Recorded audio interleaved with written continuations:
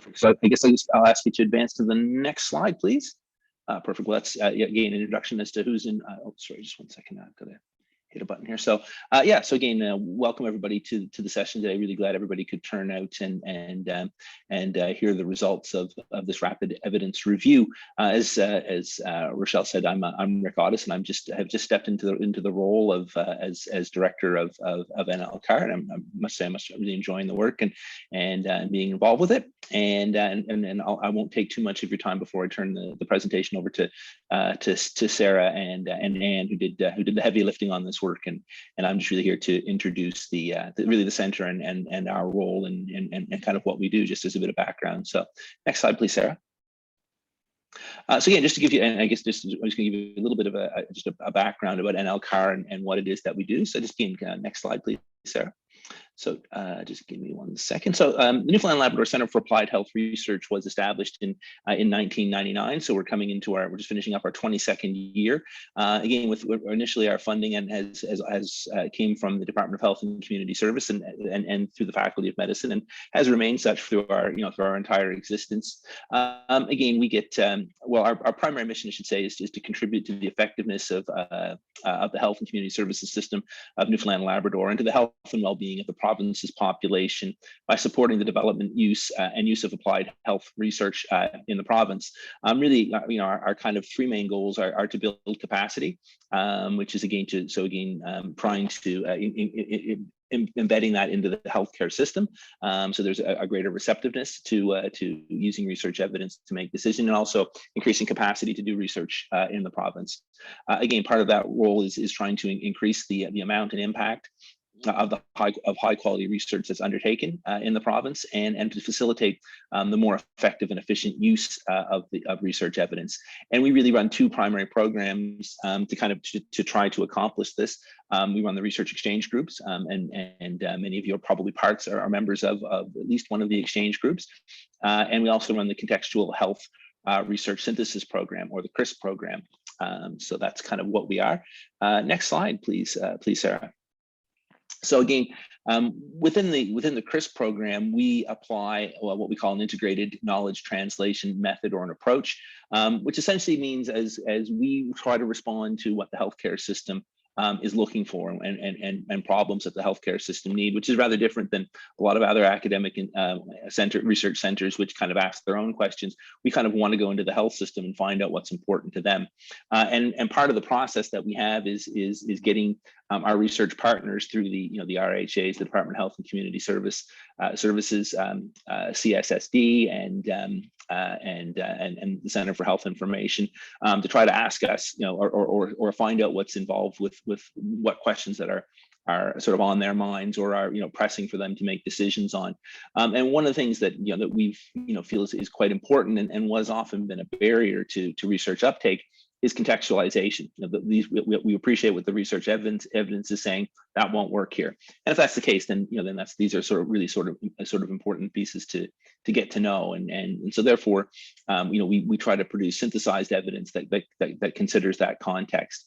Again, the CRISP produces reports that will align with health system priorities, that are clear and easy to understand, that pay attention to local factors and inform health system decisions. And really, we've got three primary products that we produce: our evidence and context reports, which again is our detailed knowledge synthesis with local contextualizations; rapid evidence reports, which essentially are detailed reviews of the evidence without going as far as doing the local contextualization; and snapshot reviews, which really sort of are really kind of jurisdictional scans as to what's going on in other places, and how other health systems or broader policy networks are grappling with particular issues. So yeah, next slide, please, Sarah.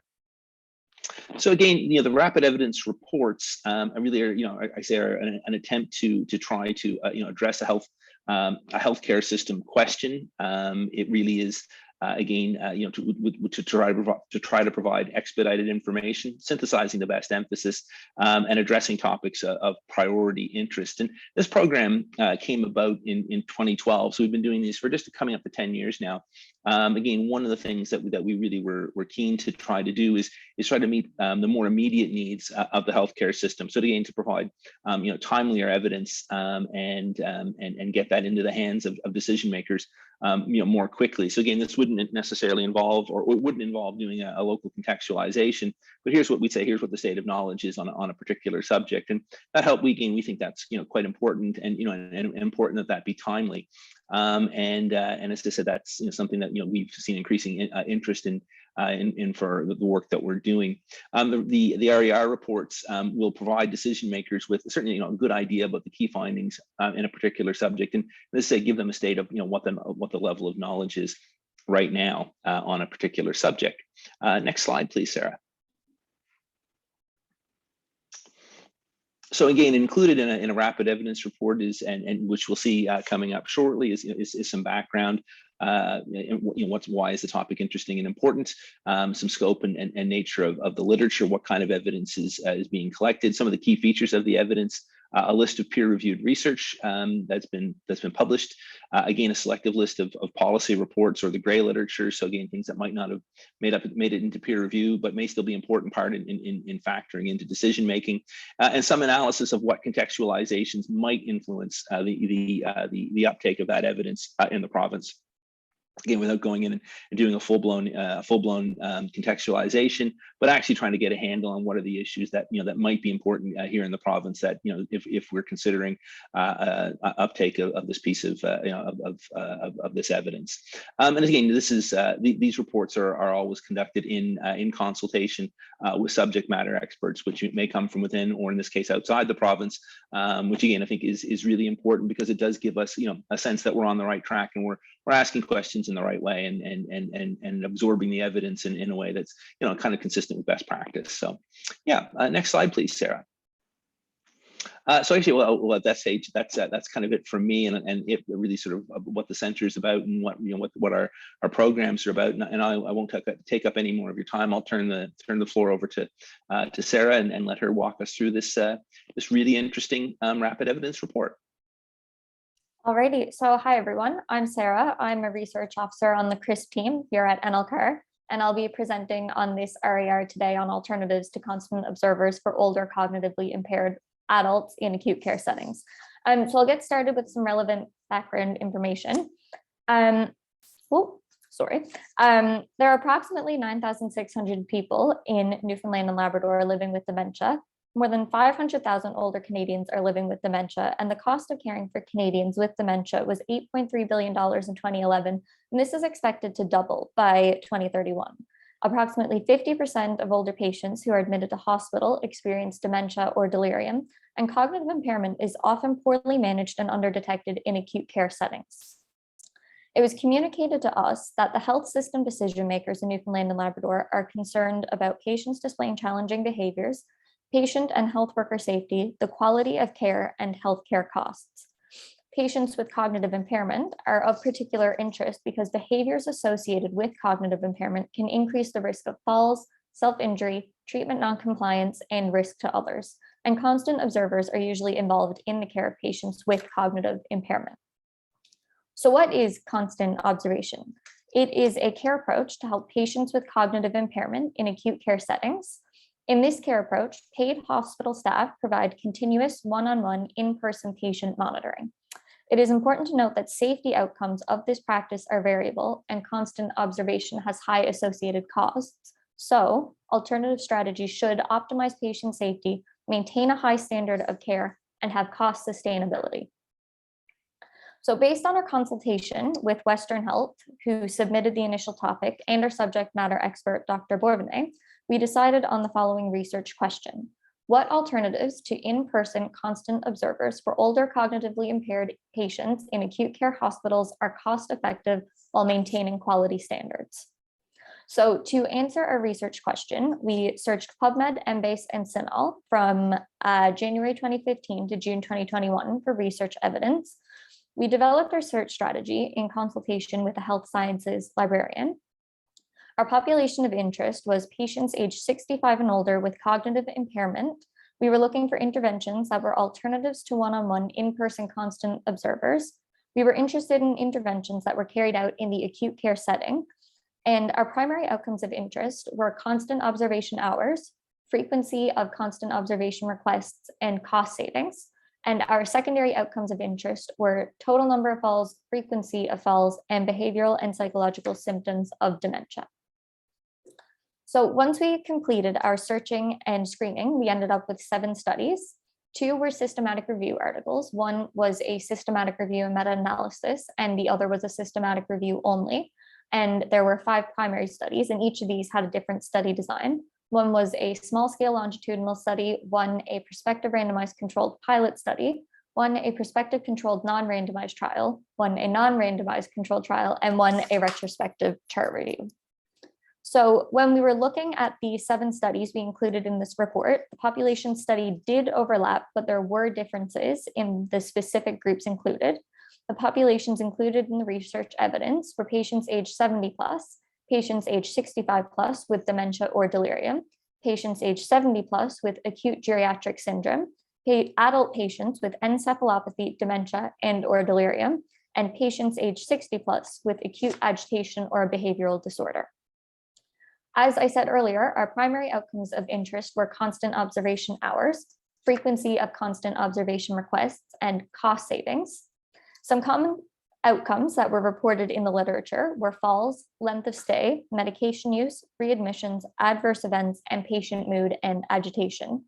And there were several other outcomes reported in the literature, and these were only reported by 1 study. And there was about 20 of them, so I won't read them all out, but to briefly summarize it, we categorize them as patient outcomes, process outcomes, and program assessment outcomes. So moving on to the intervention studied in the literature, each of the studies included in this area used a different intervention. So the systematic review and meta-analysis looked at the Hospital Elder Life Program, or the HELP program. This is a multi-component intervention that aims to prevent functional and cognitive decline in hospitalized older individuals. The intervention is made up of a minimum of 11 components, and a reduced need for constant observation is a corollary benefit. The article that was a systematic review only looked at 3 interventions that were aimed at reducing constant observation. And 1 was a performance improvement group, 1 was a sitter reduction program, and 1 was a clinical assessment bundle. So the performance improvement group identified alternative constant observation strategies, including identifying agitation in patients, then assessing for pain, hunger, thirst, bladder or bowel movement, medications, and oxygenation. Unit hospitalists led lightning rounds for the patients assigned RN, the patient care coordinator, and unit nursing management.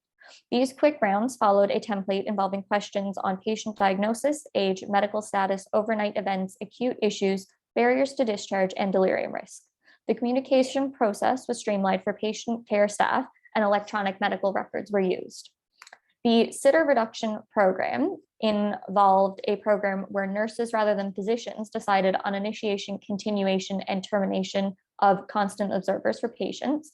Nurses also set bed alarms, put fall precaution magnets on patient doors, put fall prevention stickers on ID bands, provided slip-resistant socks to patients, and encouraged family members to visit whenever possible. And the third included study that involved a clinical assessment bundle used a 2-phase implementation action plan. Phase 1 was described as a 3-month transition phase where advanced practice registered nurses coached registered nurses on delirium assessment, hyperactive delirium behavior identification, and nurse-led interventions. Phase 2 involved the implementation of a nurse-led standard operating procedure for the initiation and termination of constant observers that was based on clinical criteria and safety risk and did not require a provider order. 1 study was on a volunteer-based intervention. This intervention used the Volunteer Dementia and Delirium Care Implementation and Training resource. This resource was used by implementation staff working across several study sites to ensure consistency of the intervention.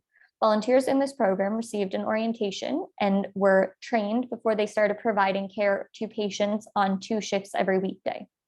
Volunteers worked with nursing staff to determine which patients were most in need of volunteer support, and those patients were prioritized with their care provided by the trained volunteers. 1 study was on the use of activity aprons, which are commercially available products which are used to occupy and distract patients with dementia. They are intended to reduce behaviors that result in self-harm and restraint use, and as a result, the need for constant observation.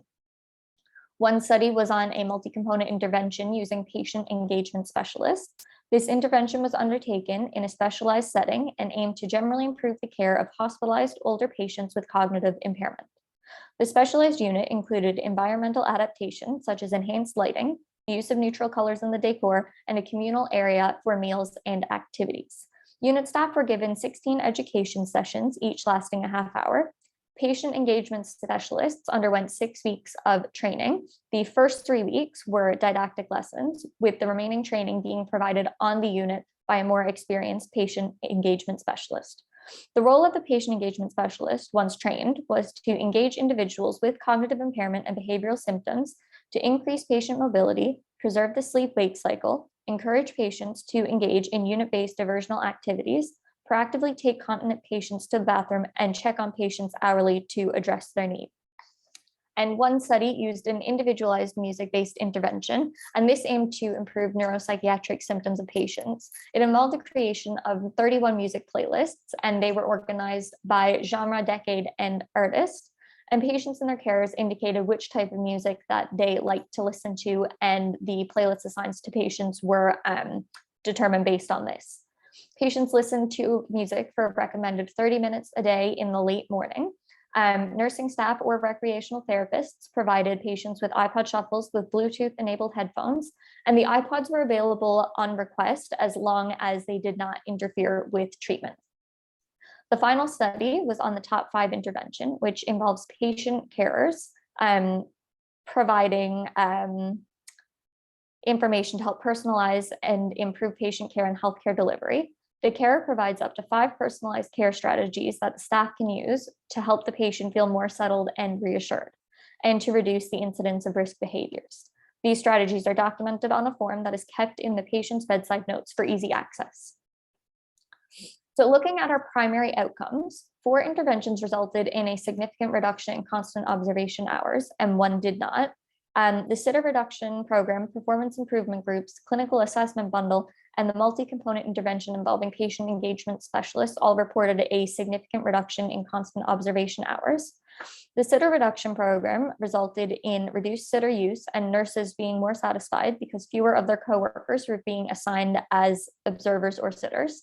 The performance improvement group exceeded the goal of reducing sitter usage by 20% and 2.5 full-time equivalents and improved patient outcomes. Using a clinical assessment bundle to reduce sitter use resulted in a significant decrease in sitter usage, and the multi-component intervention using patient engagement specialists resulted in a significant reduction in constant observation order duration by an average of 47% in the intervention group. And 1 intervention resulted in no significant reduction in constant observation hours. This was the study that used activity aprons. They found that there was no statistically significant difference in the duration of the individual nursing assignments, with an average of 6.4 days in the intervention group and 9.1 days in the control group. 3 interventions resulted in significant reductions in the frequency of constant observation requests. These were the multi-component intervention involving patient engagement specialists, the top 5 intervention, and the volunteer-based intervention. The multi-component intervention involving patient engagement specialists reported a significant reduction in constant observation requests. The likelihood of having a constant observation request was 12% in the intervention group and 45.8% in the control group. And the likelihood of having an enhanced observation request was 22.1% in the intervention group and 79.6% in the control group. The top 5 intervention reported significantly fewer constant observation requests, with a 66% reduction in the number of patients cared for by sitters, with only 30 patients in the intervention group being cared for by sitters versus 89 patients in the control group. A volunteer intervention reduced the number of patients requiring one-to-one observation by a nurse or a security guard, where the control group had 11.2% of patients requiring one-to-one observation and only 4.8% of patients requiring one-to-one observation in the intervention group. 2 interventions resulted in significant cost savings. These were the HELP program and the multi-component intervention involving patient engagement specialists. The systematic review that looked at the HELP program included 9 primary studies that reported cost savings. And one of these primary studies reported that 91,678 2018 US dollars could be saved annually on constant observer costs by preventing hyperactive delirium. The multi-component intervention involving patient engagement specialists reported that an average of 16.88 constant observation hours were saved per patient, and this translates to 5.94 full-time equivalents at a $45,000 salary saved per year. Patient engagement salary was roughly 10% lower than that of a nursing assistant. Therefore, even with more staff on the unit because of the patient engagement specialists, the intervention would still result in overall cost savings. Looking at our secondary intervention, the top 5 intervention resulted in a significant reduction in the number of falls. The authors reported a 27% reduction in the average number of falls from baseline to pilot phase, and a 45% reduction from baseline to the establishment phase, which is a statistically significant reduction. 2 interventions did not result in a significant reduction in falls. The intervention that involved activity aprons reported no falls during the intervention, and the volunteer intervention reported that 8.6% of patients in the control group and 9.6% of patients in the intervention group fell between 1 and 3 times, with no statistically significant difference in the number of falls per day between the intervention and control groups. 2 studies reported on behavioral and psychological symptoms of dementia. 1 intervention resulted in a significant reduction in behavioral and psychological symptoms of dementia, and this was the individualized music-based intervention. And the authors reported significantly lower scores on the agitation and negative mood scales, and significantly higher scores on the positive mood scale. And the volunteer-based intervention did not result in a significant reduction in behavioral and psychological symptoms of dementia, and they reported no significant difference in the mean number of behavioral incidents per day between the intervention and control groups. So one of the important findings from this report was that although the interventions differed in name and composition, there were several overlapping components across the interventions. And I think this table is the best representation of it. If you look down along the vertical columns, that is each intervention, and then the horizontal rows are the intervention components. And so if you look along the horizontal, you can see which components are shared by which interventions. So in summary, the HELP program, the multidisciplinary intervention that used patient engagement specialists, and the study that used a performance improvement group all used a multidisciplinary team. The HELP program, the multi-component intervention that used patient engagement specialists, and the top 5 intervention all included staff education. The HELP program, the top 5 intervention, and the individualized music-based intervention all individually tailored their interventions to the patients. The intervention that used a performance improvement group and the intervention that used a clinical assessment bundle included guidelines for constant observer use. 4 interventions involved using nurses in deciding on when to initiate, continue, or terminate constant observer use. These were the sitter reduction program, the intervention that used a clinical assessment bundle, the volunteer-based intervention, and the individualized music-based intervention. There was considerable overlap in the intervention components between the HELP program and the volunteer-based intervention. Both of these interventions included orientation, encouraging engagement in therapeutic activities, vision and hearing protocols, and feeding assistance. These 2 interventions also had overlap with the multi-component intervention involving patient engagement specialists. These 3 interventions all included encouraging patient mobility. The HELP program and the multi-component intervention that involved patient engagement specialists both included continence management and sleep-wake cycle maintenance. The only intervention included in this report that did not share any components with the other interventions was the intervention using activity aprons. The only component of this intervention was the use of activity aprons, and none of the other interventions used the aprons. As you can see in this table, though, no 2 interventions had the same combination of components. The interventions with several components were unable to attribute the efficacy of the interventions to a single component because they only implemented the intervention as a whole. We were unable to determine which combination of components would lead to a successful intervention because of the multi-component nature of the intervention studied and because no 2 interventions used the same combination of components.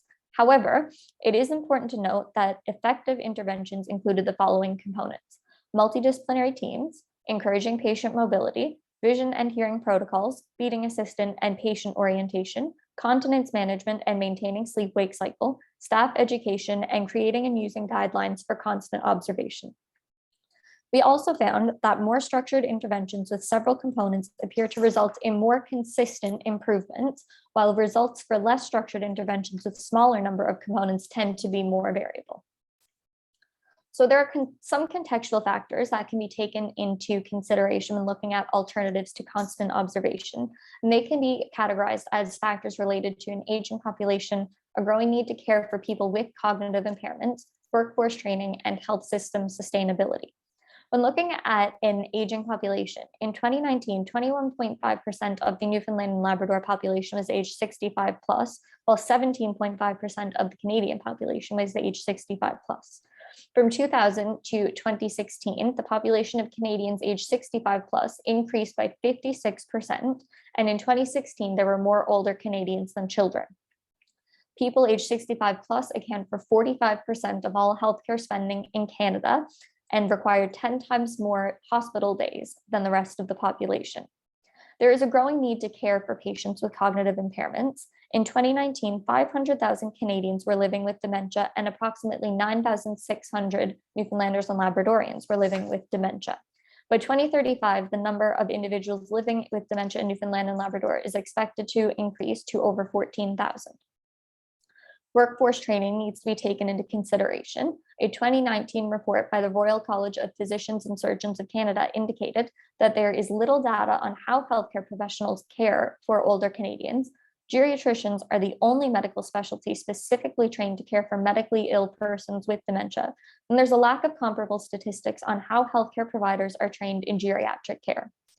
Looking at health systems sustainability, older patients with cognitive impairment in acute care settings in Newfoundland and Labrador often require constant observation, which is a costly and resource-intensive practice. Safe and effective strategies to reduce constant observation in acute care could reduce care costs and resource use while maintaining a high standard of patient-centered care. So moving on to our key points, the first key point is that research evidence about interventions aimed to reduce the need for constant observation is neither plentiful nor consistent. The evidence that we were able to find varied widely in terms of the nature of the intervention study and the quality of the research. And this is evidenced by the aims of the studies included in this report. 3 studies aimed to reduce constant observation, 3 aimed to improve care overall, and 1 aimed to prevent functional and cognitive decline. A second key message is that alternatives to in-person constant observation can help reduce constant observation hours and requests. These interventions can also improve cost efficiency without compromising patient safety. The promising interventions included the following components: multidisciplinary teams, encouraging patient mobility, vision and hearing protocols, feeding assistance and patient orientation, continence management and maintaining sleep-wake cycle, staff education, and creating and using guidelines for constant observation. Our final key message is that more structured interventions with several components appear to result in more consistent improvements, while results for less structured interventions with smaller number of components tend to be more variable. And finally, although we found considerable overlap in the components that were included in the intervention studied, no 2 interventions were the same. As a result, we could not draw any firm conclusions as to what combination of components would result in a successful alternative to constant observation. And now we have some time for questions.